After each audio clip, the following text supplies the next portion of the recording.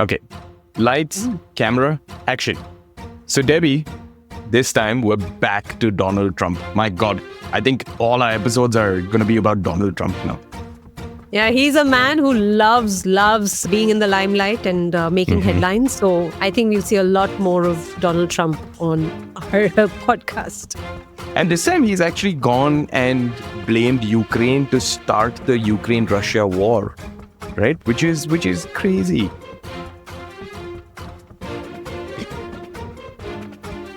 Welcome to Takaro, the podcast where we break down the news of today for you, and I am Kiran.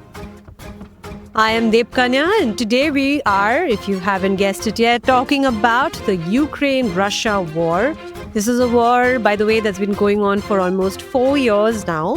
And it's back in the headlines. It's been, we've been talking about it. We've been reading a lot of news about it, but it's back in the headlines again, thanks to Donald Trump, the new U.S. president.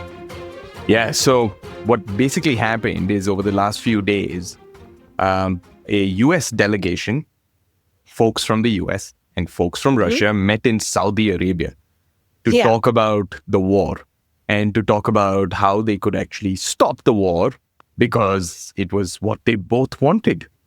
Yeah. 1 second, hold on. So there's a war that's been going on between Ukraine and Russia for a while now. There have been a lot of, just to give you a quick recap, Russia basically went in way back in, I think, 2014 and took a part of Ukraine called Crimea and said, this is mine. Okay, Ukraine and Russia, they're next to each other.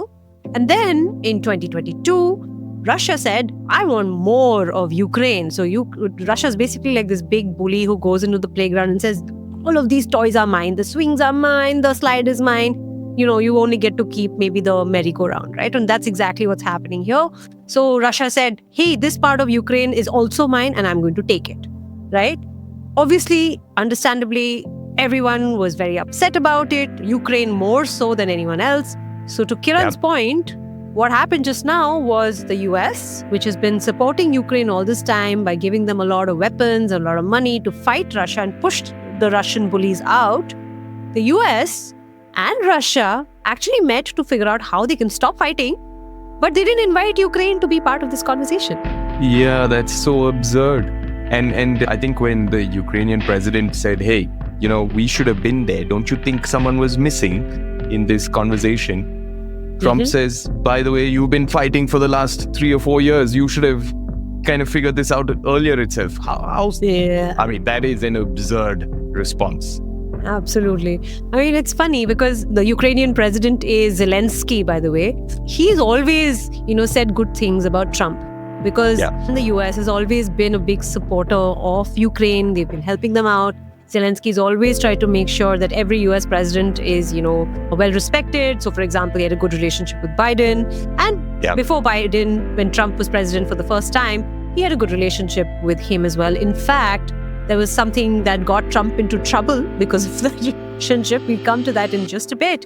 But now it's completely all out, all the gloves are off because Trump, during this meeting that they had with Russia, not only are they trying to come up with a deal to figure out how to end this conflict, they're also saying, Trump actually also said that Zelensky is a dictator. And he is ruling over the Ukrainian people, and the Ukrainian people don't even like him very much. And he's not been elected to be a leader in Ukraine. And there's a lot of false information that's been thrown out by Trump. Yeah, actually, BBC did a very interesting BBC verified video on a lot of things that Trump said. And most of it was obviously untrue. And if you get a chance, maybe go and check that video out as well. But Zelensky is actually the guy who's also, taken up arms and gone to the front and actually fought against the Russian troops who are trying to take over Ukrainian cities. So he's actually not someone sitting on a chair and dictating anything. He's actually going in and doing a lot himself to protect his country and his countrymen. And I mean, to Trump's point that he's a dictator and has not been elected. So Zelensky, he was elected fair and square. His term ended in May of 2024, just last year. And they haven't had elections because Ukraine has been under martial law. Martial law is basically when you're at war. And so they haven't been able to have elections because of this war. So it's not like he's martial law is when anything. you have the army, I think, controlling the country, Yes. right? You have your national forces who take over the ruling of the country and the policies and the rules and regulations and laws and blah, blah, blah. So there have been countries where martial law has been declared even when they are not in war, not at war. There have been those instances as well. But in this case, it's very much, a country that's at war, therefore needs to focus its attention and all its resources towards winning the war with Russia. But now Trump has come and thrown a spanner into the works because Trump has clearly aligned himself with Putin. Putin is the Russian leader who's been trying to eat into Ukraine. And I wonder why, right? I mean, they've always had a good relationship, right? The two of them, Putin and Trump. Yeah. They're like peas in a pod.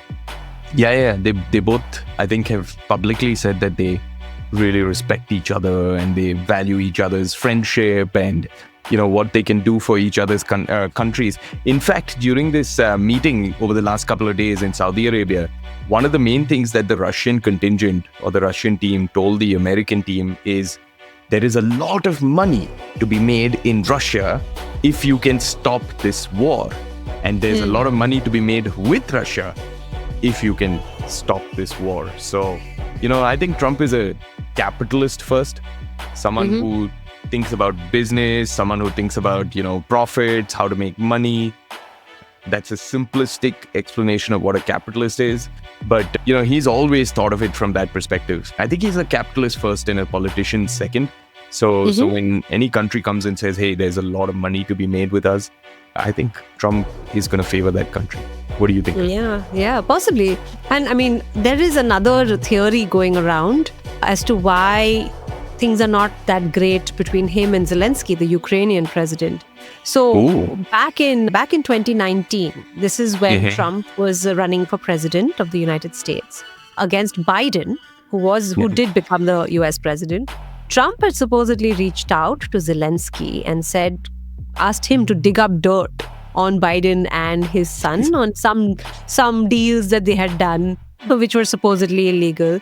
But nothing really came out of that. There was literally no evidence that came out to show that Biden had anything to do with, anything that was illegal. But so Zelensky, of course, has denied it. He said, I have never been asked by Trump or anyone to dig up any dirt on anyone.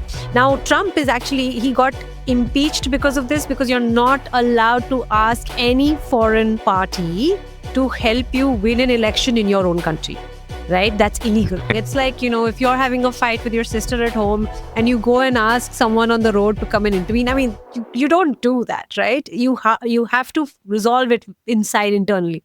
So that's something that is in their history and past. So I wonder if that has anything to do with Trump suddenly, not getting along with his friendship with Putin is much stronger. And if at all, I think that's probably the reason why it's kind of been picked up, right? And it's way back. It goes way back and they're like bros. So, they love kind of, as I said, talking great things about each other and how well each one is a good statesman and a politician and blah, blah, blah. So I think that has a lot to do with it, more than the Zelensky not agreeing to do something. So this is really interesting to see where this relationship is going to go now between the US and Russia, because they are two very strong, very powerful nations. Had a love-hate relationship where, they worked together and cooperated with each other in the past. And then they've not spoken to each other, called the Cold War, Yeah, we've touched upon it in the previous episodes when we talked about the space race and, many times where the Cold War has come up. So Cold War, basically, it's a war, but there's no fighting. Yeah. There's no fighting at all. They just, don't work with each other. And that happened between the US and Russia. There was a space race where they, were competing on who's going to reach space first and do amazing things in space first. When Biden was president just before Trump, again, things were not that great because Biden and Putin didn't get along. But now that Trump is back, it looks like US and Russia are best buds once again. Once again, and never know what's going to happen after this. Yes. But it's actually interesting, because I think there's so many different things happening in different parts of the world. Trump just getting reelected, Trump signing a gazillion executive orders. There's this war happening in Russia and Ukraine. There is so much focus on oil, and Russia obviously is a big oil producer. And in fact, also the fact that Trump is now going out and putting trade bans and tariffs against countries. So there's a lot of this geopolitical, economic sort of fights that are happening across the world. It's going to be interesting. Geopolitical just means, political fights happening across geographies, across different countries. Basically, it's not just one or two countries, it's across the world. And, one thing, the way the world is, structured right now, if something happens in the US, it impacts us in India, it impacts people right down to Australia, it impacts the whole world, right? Yeah. So everything is connected. And that's what's happening. Trump is shaking things up. Take a big jar. There are lots of colored marbles. There's blue marbles kept separately, green kept separately, yellow separately. He's shaking things up and we don't know what's going to go where. So it's very, very interesting times that we're living in. It is. So I think that kind of rounds up today's episode. We wanted to touch upon the whole U.S., Russia, Ukraine sort of incident because it's pretty significant. Whatever it is, it's pretty significant that it's happened. And I think before we get to the quiz question, which everyone waits for, I think we also have something very interesting coming up in March, right? That we're going to announce. Do you want to give a quick kind of overview of what that is, Debbie? Yes, I'm just going to give you a little teaser, not going to give the whole story away. So next month onwards, we're going to invite some special reporters to join us and help us uncover all these stories that we keep bringing to you every week. These special reporters are what we are going to call the junior reporters, and they're going to come in and add their perspective and I think make this podcast a lot more interesting. So we're going to open it up to those who are interested, and then we will include you in our episodes. And so look out for that. That announcement will come up very, very soon. And that brings us to another place where you can participate in every Takaro episode. The one that you wait for is the quiz question. Yeah. This week, we are going to ask, and we've mentioned this already in the podcast. I hope you've been listening. Yay. Do you know where the meeting between the US and Russia took place to discuss the Ukraine-Russia war? Option 1. Did it happen in Washington, D.C. in the US? Option 2. Did it happen in Moscow in Russia? Option 3. Did it happen in Kiev in Ukraine? Or option 4. Did it happen in Riyadh in Saudi Arabia? Go ahead. Give us your answers. Send it on takarokids.com. You'll find a form over there. Go and fill it up with your answer. Or if your parents are willing, ask them to send us a message on Instagram. And we will basically choose one lucky winner to get a gift certificate. It's been happening every week and there have been multiple lucky winners already. My daughter was actually really surprised and pissed off a little bit that I didn't tell her about this before it happened. So, go on and try and get that gift certificate. We love hearing from you, so do send it in to us. Until next time, this is Debkanya. And this is Kiran saying goodbye. Bye.